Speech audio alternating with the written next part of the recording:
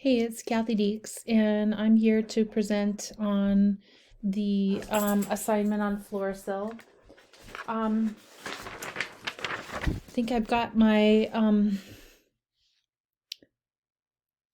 Uracil. I think I've got my PowerPoint set up correctly this time, but I don't see my face in this video, but I'm sure it's recording. So, these PowerPoints are this is not how I would do my professional presentations. This is all slammed together as quickly as possible because I spend hours upon hours reviewing amazing documents and YouTube videos and things on the internet in preparation for this, and then I lose all my time and I have to hurry up and get this together before the midnight deadline. So here is my outline. We're just going to talk a little bit. I have to take things from the top, and this is how I best learn. So I'm going to review RNA synthesis, and then I'm going to review how very simplified how cancer forms, and then I'm going to review how I think fluorouracil is metabolized and inhibits RNA synthesis. Okay, so I started out with a picture of a chromosome, and chromosomes have billions of millions of base pairs with genes. Like one gene is 10 to 50,000 base pairs long, and when the gene is expressed, a specific protein will be produced.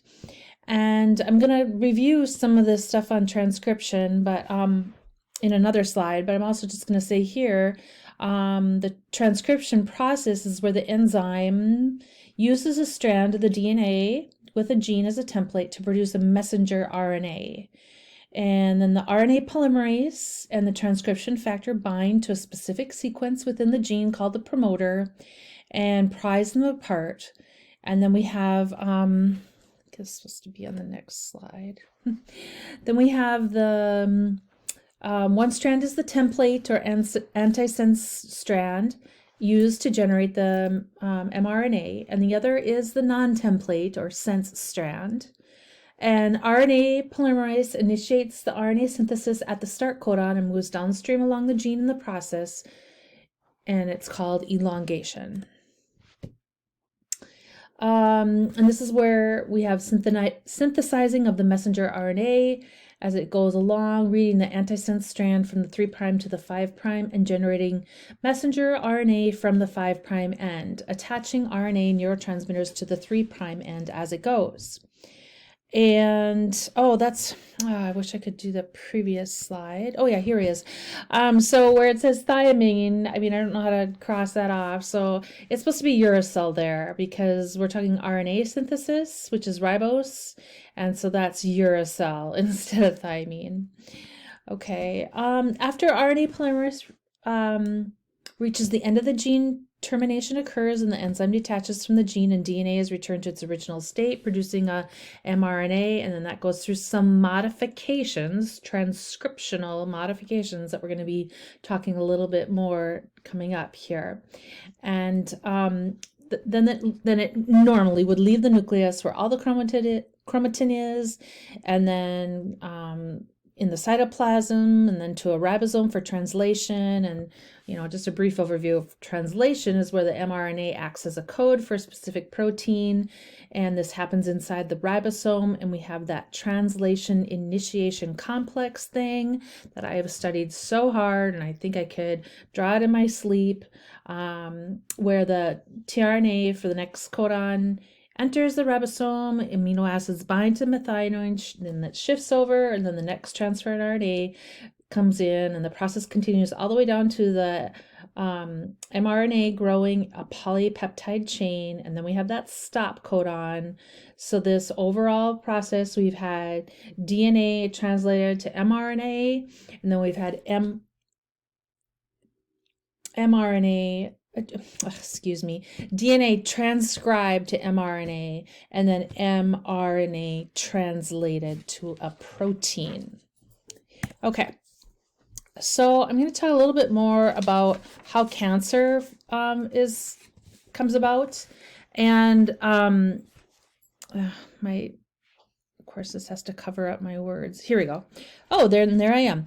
Okay, so we have basically there's two big things that happen in the formation of cancer. We have the oncogenes, where those are activated, and so the cell bypasses its cell checkpoints, and we have this uncontrolled cell growth. And it has lots to do with millions and millions of mutations that have been passed on, as well as what occurs in a person's body.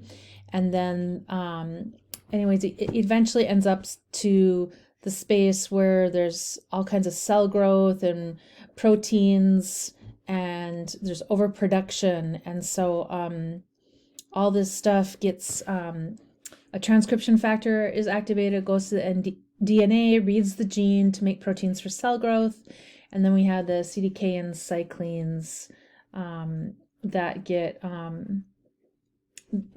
kind of messed up. And then the other thing is the tumor suppressor genes, and that is where where P53 would normally be working, acting like a transcription factor, but it can get damaged. I mean, there's damaged DNA, and that's why it shows up. And so it's produced and acts like a transcription factor, reading the DNA, and then it can cause P51 proteins. So there would be a cell arrest, which would inhibit the CDK and cyclin proteins and inhibits the drivers of the cell cycle. Or there could be DNA repair, or we could have apoptosis. But in the cancer process, we have the inactivation of tumor suppressor genes.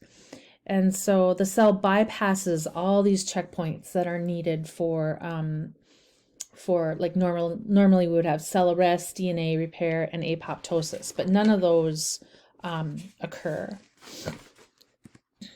Oh boy, I'm already at 7 minutes. Let's see. Oh yeah, and then it won't, oh shoot.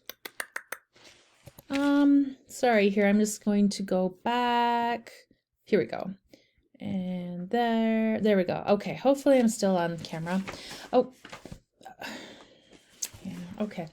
Well, these two sentences at the top are supposed to be deleted because they're on the next slide, but I was just going to talk a little bit more about the cell cycle and, how we go through these different phases, and those two daughter cells that end up getting created would normally re-enter the cell cycle or go back to the GO phase, or the quiescence phase. And this normally just keeps going on and on.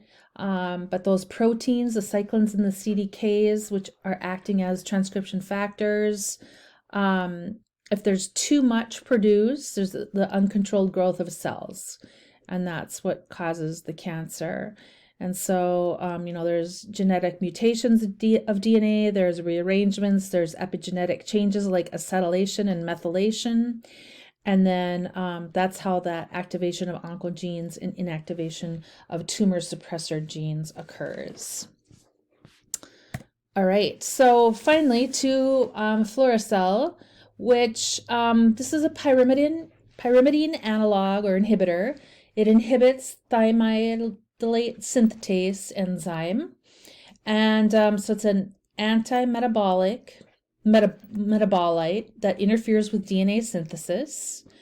It's converted into F-dump, easiest for me, so it inhibits that enzyme that I just mentioned. How does it block the synthesis?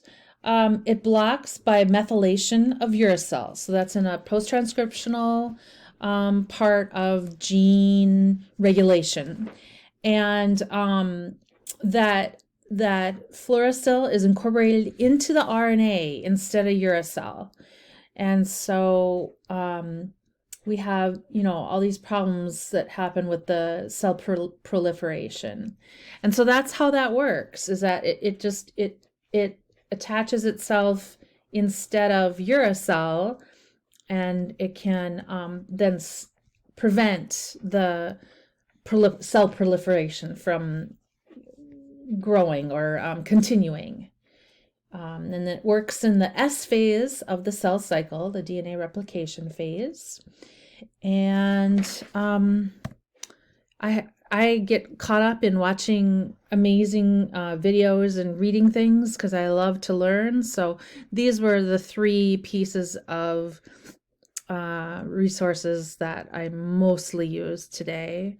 And then, then I also included a picture of my mom. This was 2 years ago at her 90th birthday. And so I just want to honor her for instilling the love of learning to me. And she was a learning specialist, like with learning disabilities and different kinds, autism and different ways of teaching children, elementary and all the way to high school ages, how to learn. And I don't have learning disabilities, but I have learned as going back to school here, how the technology has really, really enhanced my learning. And my mom, these last few years, she's had some dementia, so I didn't explain or show her like YouTube videos and stuff, but she would have been amazed with the technology that we have available to us for improved learning, and then like the Anki flashcards and stuff for memorization. I wouldn't have gotten through my master's program without that. So I mean, I used to write out flashcards all the time, but this was like thousands and thousands of flashcards that I had to get memorized for not only my master's program, but the MCAT too. Thank you. I can get this to stop. All right.